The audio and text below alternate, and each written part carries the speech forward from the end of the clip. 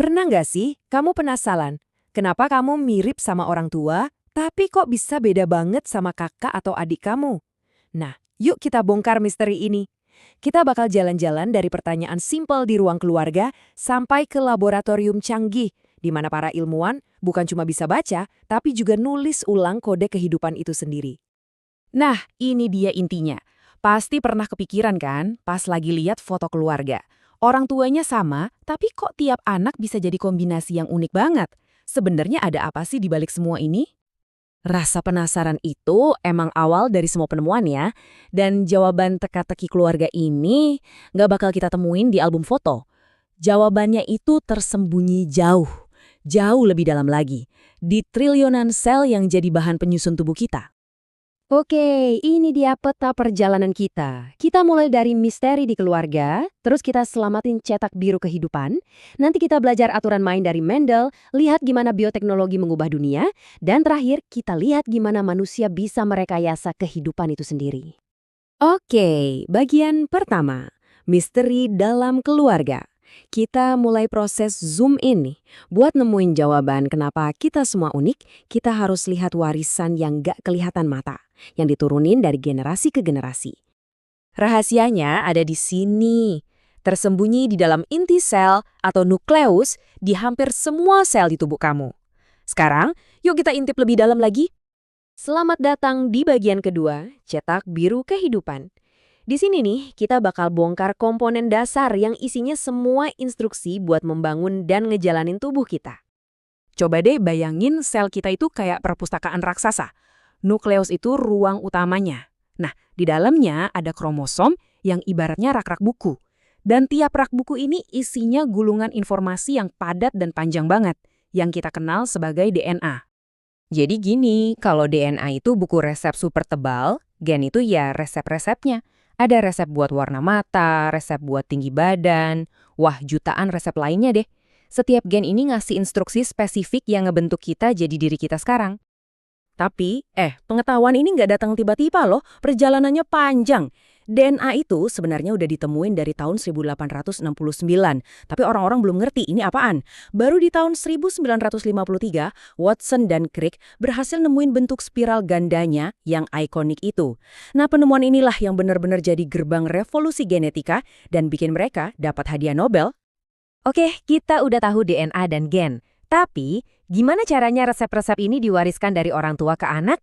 Nah, untuk itu, kita perlu mundur sedikit ke zaman sebelum DNA terkenal buat kenalan sama bapak genetika di bagian 3 ini, aturan warisan Mendel. Jauh sebelum ada mikroskop canggih, apalagi tes DNA, ada seorang biarawan bernama Gregor Mendel. Dia ngelakuin sesuatu yang keren banget, cuma bermodalkan tanaman kacang polong di kebunnya. Dengan sabar banget, dia nyilangin ribuan tanaman dan nemuin pola-pola dasar pewarisan sifat. Inilah yang jadi fondasi ilmu genetika modern.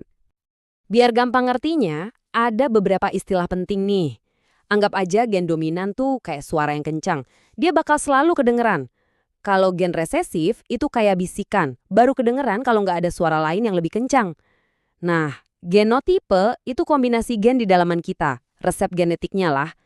Kalau fenotipe itu sifat yang beneran muncul di luar, hasil jadinya yang bisa kita lihat.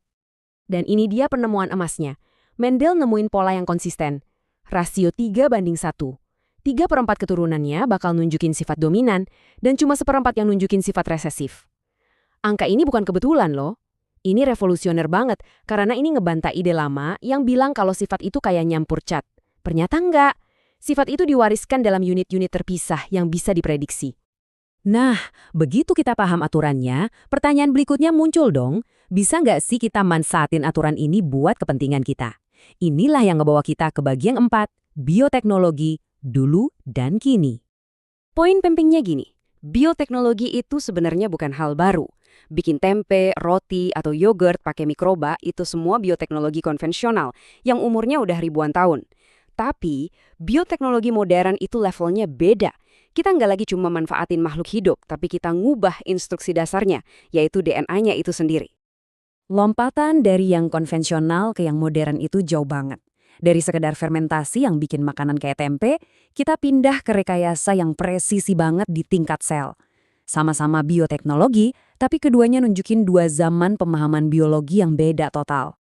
Dan sekarang kita sampai di ujung tombak ilmu pengetahuan. Bagian terakhir, merekayasa kode kehidupan.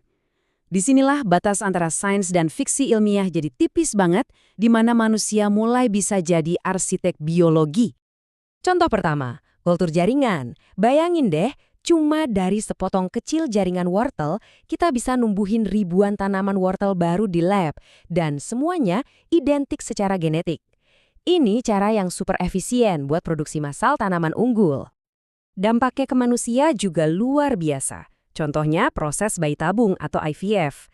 Dengan cara mempertemukan sel telur dan sperma di luar tubuh, teknologi ini udah ngasih harapan ke jutaan pasangan di seluruh dunia buat punya keturunan. Terus ada cloning. Pasti pernah dengar kan soal domba Dolly? Nah, dengan teknik transfer inti sel, ilmuwan bisa bikin kembaran genetik dari suatu makhluk hidup. Dolly ini contoh paling terkenalnya. Mungkin salah satu yang paling revolusioner itu DNA rekombinan. Gini cara kerjanya. Ilmuwan ngambil resep insulin dari DNA manusia, terus disisipin ke DNA bakteri. Hasilnya, bakteri ini jadi pabrik-pabrik insulin super kecil yang terus-terusan produksi obat buat penderita diabetes. Ini benar-benar mengubah dunia kedokteran. Perjalanan kita selesai di sini, tapi ini justru jadi awal dari pertanyaan yang lebih besar. Kita udah beralih dari yang tadinya cuma nanya, kenapa aku mirip orang tua, jadi mampu buat baca, bahkan nulis ulang kode kehidupan.